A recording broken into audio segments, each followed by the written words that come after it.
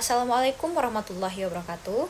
Sebelumnya izin memperkenalkan diri. Perkenalkan, nama saya Gita Gutawa dan saya adalah mahasiswa program studi Diploma 3 Keperawatan Poltekkes Kemenkes Bengkulu.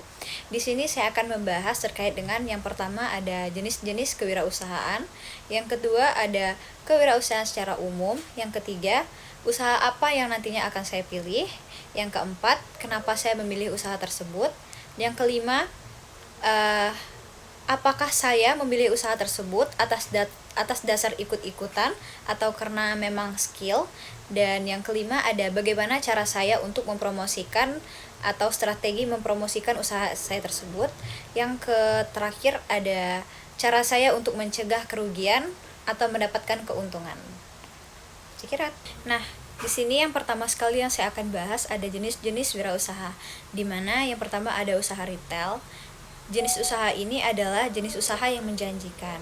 Mungkin Anda sering melihat toko-toko yang menjual produk sehari-hari yang biasanya dibutuhkan oleh masyarakat. Nah, itulah jenis usaha retail.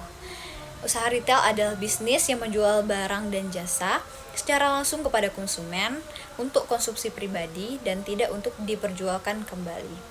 Ada berbagai macam contoh usaha retail yang biasanya kita jumpai seperti toko kelontong, toko serba ada, kemudian ada juga toko produk-produk yang berada di e-commerce. Selanjutnya yang kedua ada startup business, di mana jenis wirausaha ini adalah menurut Investopedia, istilah startup mengacu kepada perusahaan pada tahap pertama operasi.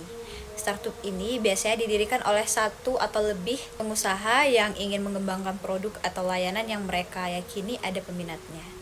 Mereka pada awalnya mencari modal dari berbagai sumber, sebab perusahaan startup memulai dengan biaya tinggi dan pendapatan terbatas. Selanjutnya di sini ada industri kreatif. Kini, industri kreatif di Indonesia biasanya di bawah tanggung jawab Kementerian Pariwisata dan Ekonomi Kreatif. Industri kreatif sendiri merupakan proses menciptakan kreativitas yang dihasilkan oleh individu maupun kelompok yang nantinya akan menjadi produk ekonomi. Jenis-jenis industri kreatif ada banyak seperti yang pertama kuliner, kemudian ada kerajinan kriya, kemudian ada juga fashion, selanjutnya periklanan, dan fotografi, musik, TV dan radio, atau bahkan arsitektur. Kewirausahaan secara umum dapat diartikan sebagai proses dalam melakukan sesuatu yang baru dengan cara kreatif dan penuh inovasi yang bermanfaat bagi orang lain dan memberikan nilai lebih. Selanjutnya di sini usaha yang akan saya pilih adalah perkebunan jagung. Mengapa saya memilih hal demikian? Karena salah satu alasannya ada yang pertama kebutuhan pangan, karena jagung merupakan bahan makanan pokok di beberapa daerah. Kemudian yang kedua ada sebagai industri pakan ternak, karena jagung menjadi bahan utama dalam pembuatan pakan ternak. Kemudian yang ketiga ada industri olahan, di mana jagung banyak digunakan untuk produk seperti tepung jagung, minyak jagung, bahkan sebagai makanan ringan. Kemudian selanjutnya juga ada potensi keuntungan. Di sini jagung memiliki masa tanam yang relatif singkat, yaitu sekitar 3-4 bulan, sehingga memungkinkan panen beberapa kali dalam setahun. Kemudian permintaan jagung stabil sepanjang tahun, sehingga peluang untuk mendapatkan pendapatan rutin lebih besar. Nah, di sini ada juga kelebihan dalam kemudahan budidaya, di mana jagung relatif mudah ditanam dan tidak memerlukan teknologi yang sangat kompleks. Yang seterusnya tahan terhadap berbagai kondisi tanah dan iklim dengan varietas yang tepat. Kemudian yang terakhir perawatannya juga sederhana. Selanjutnya di sini ada mengapa saya memilih untuk membudidayakan tanaman atau perkebunan jagung. Apakah hanya karena dasar ikut-ikutan atau memang karena skill?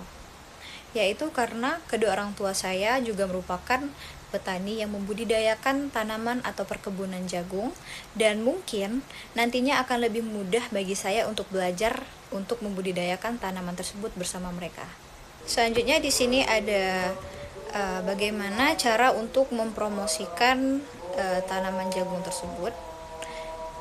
Di sini untuk mempromosikan jagung tersebut, kami tidak pernah kebingungan karena setiap kali panen jagung, maka dipastikan setiap toke jagung juga akan datang untuk membeli hasil panen tersebut. Selanjutnya yang terakhir ada cara mencegah kerugian dan cara mendapatkan untuk keuntungan.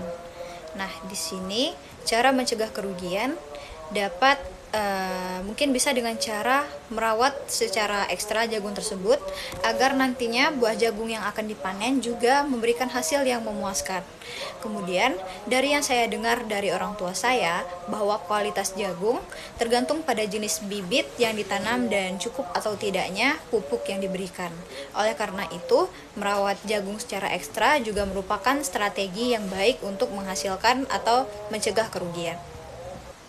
Mungkin sekian penjelasan yang sudah saya paparkan. Lebih dan kurang saya mohon maaf. Wassalamualaikum warahmatullahi wabarakatuh.